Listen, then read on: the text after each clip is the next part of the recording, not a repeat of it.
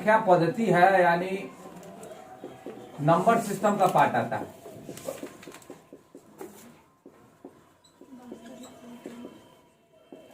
और number system में बहुत सारा चीज हमको पढ़ना होता है। जैसे पहला ही जो है फर्स्ट चैप्टर में दिया हुआ है वास्तविक संख्या।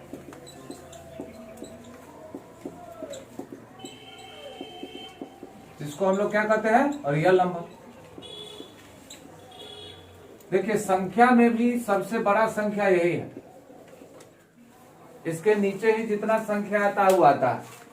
जितना भी आप पढ़ते होंगे कि सम संख्या है, विषम संख्या है, प्राकृत संख्या है ना, उसके बाद अभाज्य संख्या, भाज्य संख्या है, जो सब जितना भी नंबर आता है सब इसके अंतर्गत ही आता है ना। क्योंकि आपको पता होगा कि वास्तविक संख्या जो है 9th में भी आप पढ़े कि वास्तविक संख्या का स्थान सबसे ऊपर, ठीक है। और ये ऐसे नहीं बना हुआ है, ये दो गो से मिल करके बना हुआ है, ठीक है। और दो गो कौन, तो एक जो है से कि आपका परिमेय संख्या, दूसरा जो है अपरिमेय संख्या, ये दो गो से मिल करके बना हुआ है, ठीक है। अब बहुत सारा बच्चा के मन में रहता है कि क्या खाली परिमेय संख्या होगा तो वास्तविक संख्या होगा, है ना। तो खाली परिमेय संख्या भी रहेगा ना तो यो वास्तविक संख्या है ना। संग्रह और ग्रुप का मतलब होता है दो संख्या अगर मिलाते हैं तो यो बनेगा, तो एगो संख्या भी का भी अगर ग्रुप होगा तो उसको भी तो कहेंगे वास्तविक संख्या, ठीक है। जैसे परिमेय संख्या अगर खाली रहेगा तो क्या वास्तविक संख्या होगा, तो होगा। और परिमेय संख्या क्या है, अपरिमेय संख्या क्या है, वो तो बाद में भी पढ़ना है, ठीक है। तो वास्तविक संख्या जो है वो परिमेय संख्या और अपरिमेय संख्या दोनों को मिला करके बनता है ना। जैसे देखिए इसका जो परिभाषा है, परिमेय संख्या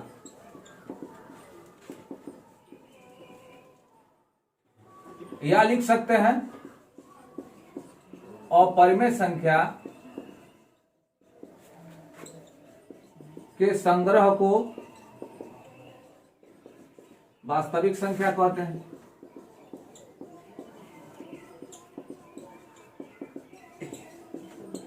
संग्रह मतलब एगो समूह हुआ, ठीक है। सब एक जब साथ लिखते हैं तो उसको संग्रह कहा जाता है, ठीक है। तो या का क्या मतलब है, या तो आप परिमेय संख्या भी लिखेगा तो यो होगा, ठीक है, और अपरिमेय संख्या लिखेगा तो यो होगा। या फिर यहां पर लिख सकते हैं कि परिमेय संख्या और अपरिमेय संख्या के संग्रह को क्या कहा जाता है, वास्तविक संख्या कहते हैं, ठीक है। वास्तविक संख्या जो है इसमें बहुत सारा जो है एग्जाम्पल है। जैसे दोनों मिला करके है, क्या ई 0.2 जो है वास्तविक संख्या है कि नहीं है ना। क्योंकि परिमेय संख्या सिर्फ जो है p/q के रूप में लिखा जाता है, ठीक है, लेकिन दशमलव रूप में भी लिखा जाता है, ठीक है, इसलिए वो भी एक वास्तविक संख्या हुआ, ठीक है। उसके बाद जो है √2 हो गया, ये अपरिमेय संख्या है लेकिन वास्तविक संख्या है। उसके बाद जो है ये संख्या को भी कह सकते हैं कि वास्तविक संख्या। दुनिया की जितनी संख्याएं हैं सब का सब वास्तविक संख्या हो, ठीक है, चाहे वो माइनस में है, प्लस में है, रूट में है, जिसमें हो, है ना, सब का सब क्या होगा, वास्तविक संख्या, ठीक है। उसके बाद आप जो है जो ये सब चीज है उसके बारे में सबसे पहले पढ़ना, जैसे सम संख्या पहले से पढ़े हुए हैं। सम संख्या जानते हैं क्या होता है, इवन नंबर जानते हैं, है ना। इसका जो है ऐसे जानता है कि आदमी की दूध से पूरा पूरा भाग लग गया तो वो जो है कि सम संख्या है ना। लेकिन कोई भी नंबर है, अब उसको भाग देकर देख ले चलिएगा, पूरा इतना बड़ा नंबर लिखा है यहाँ से रोड पर तक का, है ना, उसको भाग देकर थोड़ी देखना है, उसका लास्ट नंबर सिर्फ लास्ट डिजिट को देखिए, लास्ट डिजिट को देख करके आप पहचान जाइएगा कि वो जो है सम संख्या है कि विषम संख्या। जैसे देखिए जो नंबर यानी जो संख्या 0, 2, 4, 6 तथा 8 से अंत करता है,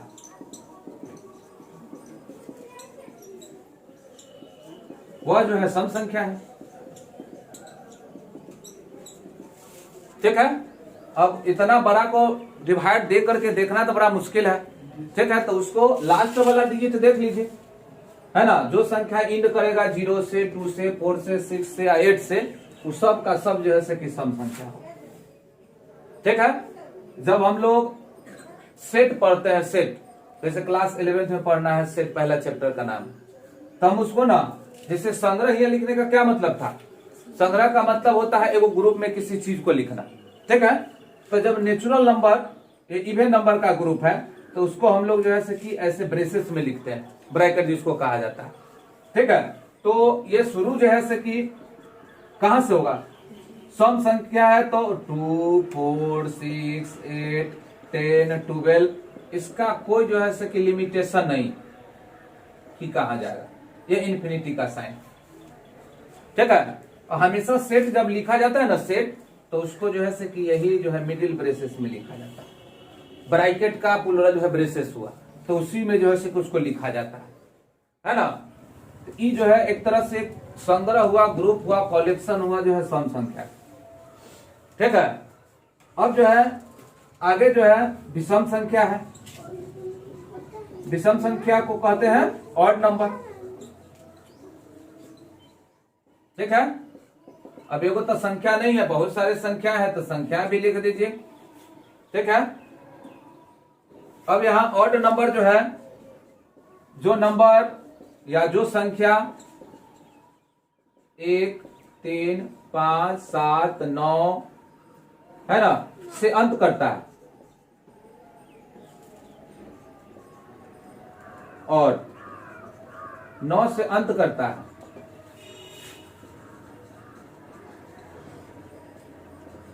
तो वह विषम संख्या कहलाएगा।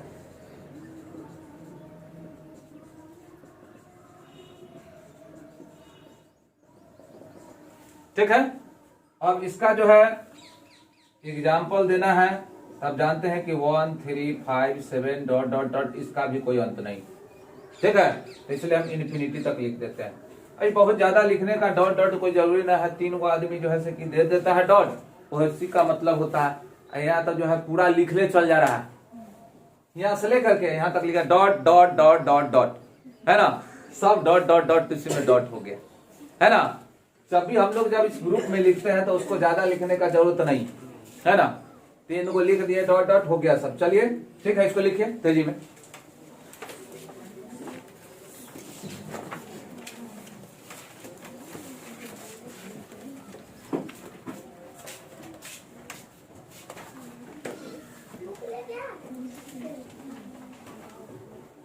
पूर्णांक को इंटीजर कहा जाता है।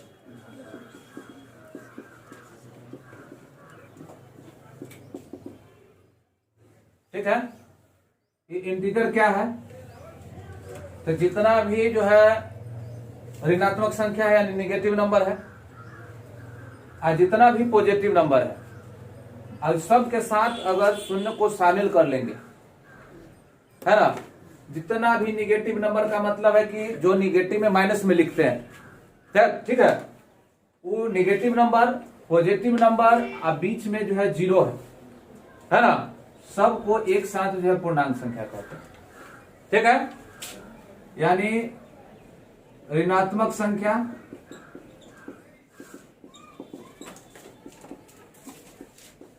तथा धनात्मक संख्या के साथ शून्य को शामिल करने से बनी संख्या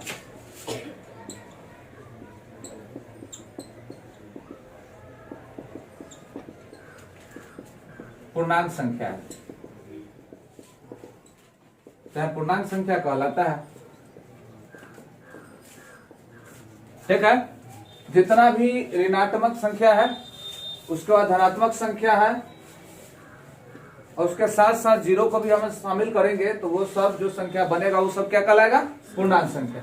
देखिए पूर्णांक संख्या जो है एक नंबर लाइन, संख्या रेखा जिसको कहा जाता है, ये शून्य है, 0 न ऋणात्मक है और न ही धनात्मक है। ये संख्या ऐसा है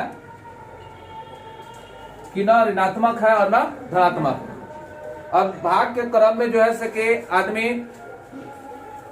जैसे एक कक्षा में एक जो है विद्यार्थी को टीचर पढ़ा रहा है, ठीक है, तो वो जो है से कि कहा कि 2 में 2 से डिवाइड करेंगे तो कितना होगा, तो बच्चा सब जो है से कि जवाब दे दिया, कितना 1 होगा। उसके बाद फिर कहा कि 20 में 2 से डिवाइड करोगे तो कितना होगा, तो 10 हो गया। तो ठीक है, इस सब तरफ आगे 0 बढ़ाते जाएंगे तो इधर भी 0 बढ़ेगा, ठीक है। तो बच्चा जो है पूछा कि क्या कोई ऐसा संख्या है जिसको हम लोग उसी संख्या से यानी 0 में 0 से अगर डिवाइड करेंगे तो कोई संख्या प्राप्त होगा। अब मास्टर जो पढ़ा रहा था उसको जो है से कि उसका भागफल पूछा, ठीक है, कि 0 से अगर 0 में डिवाइड करेंगे या किसी संख्या से उसको अगर डिवाइड करेंगे 0 के, है ना, तो उसका भागफल क्या होगा। तो मास्टर बहुत देर तक सोच में पड़ गया, और वही जो है बहुत बड़ा जो है से कि मैथमेटिक्स से निकला, है ना, 0 का खोज जो है से कि करने वाला जैसे, है ना, वही आदमी जो है से कि इसके बारे में जो है से कि बताया कि कोई भी संख्या, जैसे देखिए 0 को अगर 0 से डिवाइड कीजिएगा तो क्या आएगा, 0 को 1 से डिवाइड कीजिएगा तो उसका जो है से कि कोसेंट क्या आएगा, 0। किसी भी संख्या से आप डिवाइड कर दीजिए उसका आंसर क्या आएगा, लेकिन यही अगर ऐसे लिख दीजिएगा तो इसका कोई वैल्यू नहीं है ना, इसका कोई मान नहीं। अब कहिएगा ऐसा क्यों होता है, तो देखिए डिवाइड आपको करने आता ही होगा। एक तरह से एचसीएफ जो है ये डिवाइड के क्रम को ही जो इस चैप्टर में पढ़ेगा एचसीएफ, है ना, वो फॉलो किया गया है जो है से कि भाग एल्गोरिदम को, है ना, उसी के अनुसार जो हम लोग एचसीएफ निकालते हैं। तो अगर आप ये जो है क्या है, इसको हम लोग कहते हैं भाज, है ना, इसको क्या कहते हैं, भाजक, इसको क्या कहा जाता है, भागफल। शेषफल तो हमें है ये नहीं है। चलिए ये भाज को हम लोग इसके अंदर लिखते हैं, और इसके बाहर अगर हम 1 लिखें तो 1 का टेबल आपको आता है, 0 का टेबल आता है। देखो 0 1 जा क्या होता है 0, 0 2 जा क्या होता है 0, 3 जा क्या होता है होता है। उसी प्रकार देखिए ये 1 है और 0 है, लाना 0 है, इस दोनों को मल्टीप्लाई करके हमको 0 लाना होता है ना। तो यहां पर क्या लिखेंगे 0, और 0 इंटू 0 1 इंटू 0 करेंगे तो क्या आ जाएगा, और उसका रिमाइंडर कितना आ जाएगा।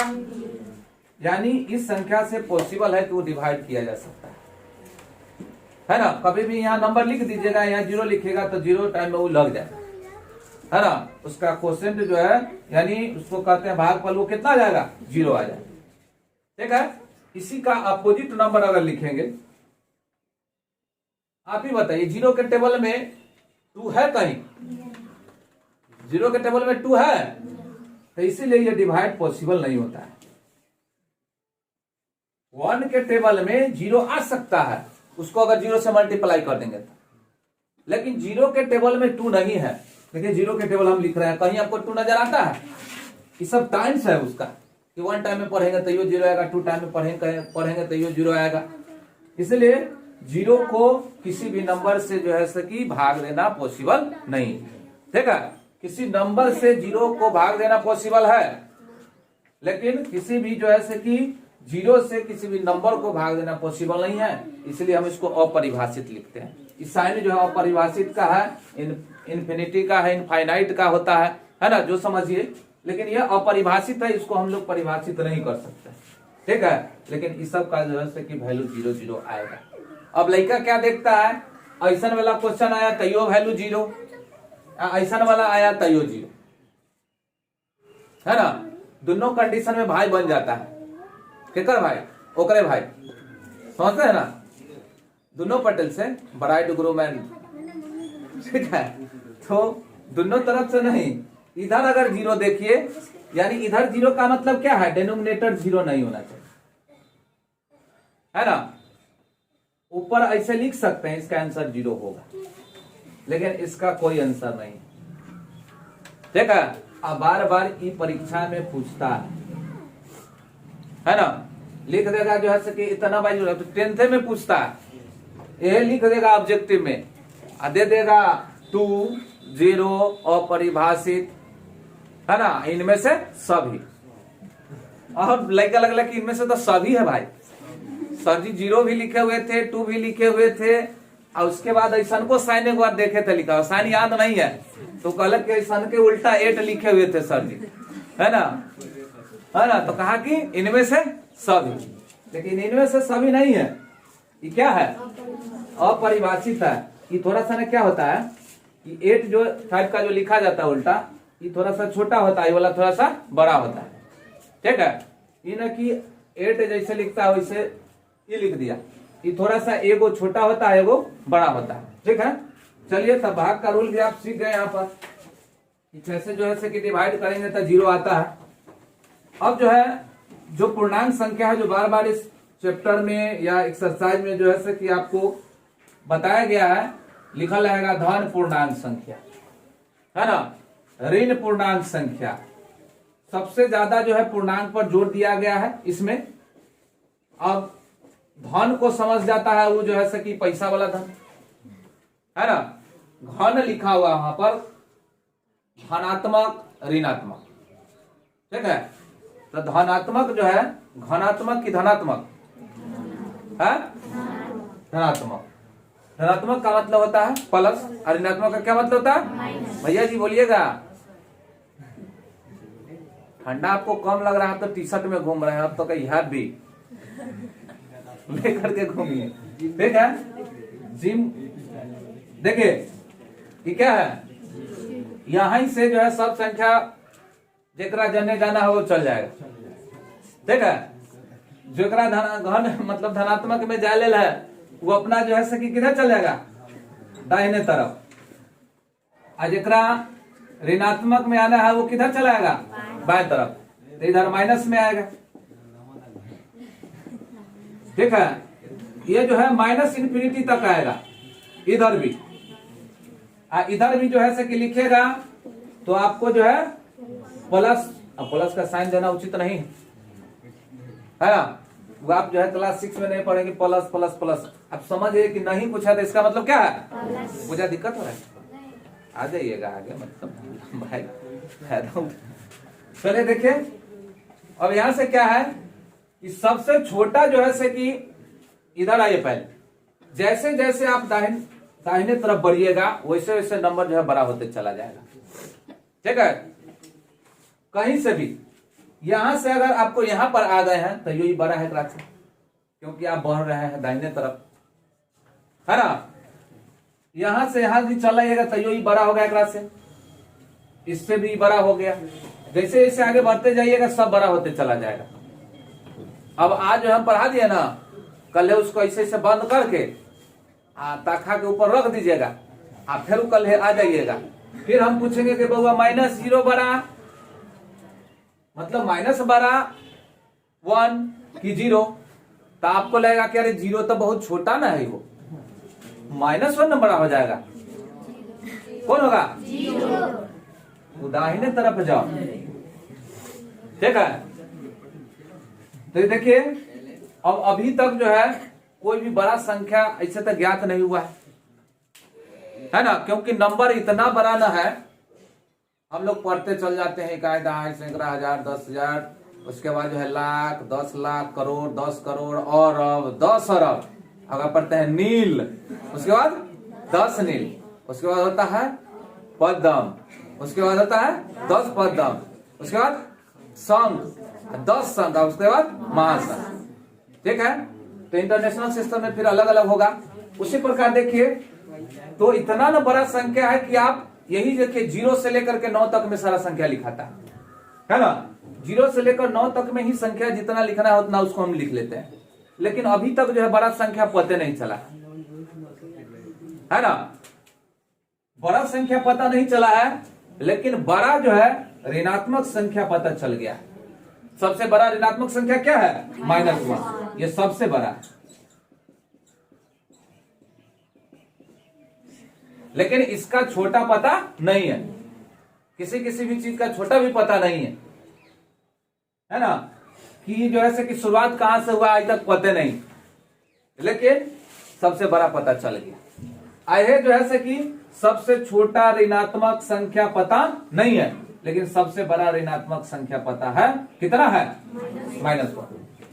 ठीक है। आज जीरो के बारे में तो आपको बता ही दिए कि जीरो क्या है, न ऋणात्मक है न धनात्मक है। ठीक है। तो क्या है? तो शून्य संख्या है। क्या है? अब देखिए सबसे छोटा जो है कि धनात्मक संख्या पता है। सबसे छोटा धनात्मक संख्या क्या है? 1 है। और सबसे बड़ा ऋणात्मक संख्या क्या है? -1। इसका छोटा पता नहीं और उसका बड़ा पता नहीं। ठीक है। वो शर्मा जी के शो में कहता है ना, शर्मा जी में मिंकी चिंकी ना है दुगो, है ना? नहीं कहता है मेरा तो है लेकिन इसका पता नहीं। तो यही हो गया कि सबसे बड़ा ऋणात्मक संख्या जो है पता तो है, लेकिन इसका सबसे छोटा पता नहीं है। अब इधर आइए, सबसे छोटा धनात्मक संख्या आपको पता है, लेकिन बड़ा इसका पता, क्योंकि जा कहां तक रहा? इन्फिनिटी तक।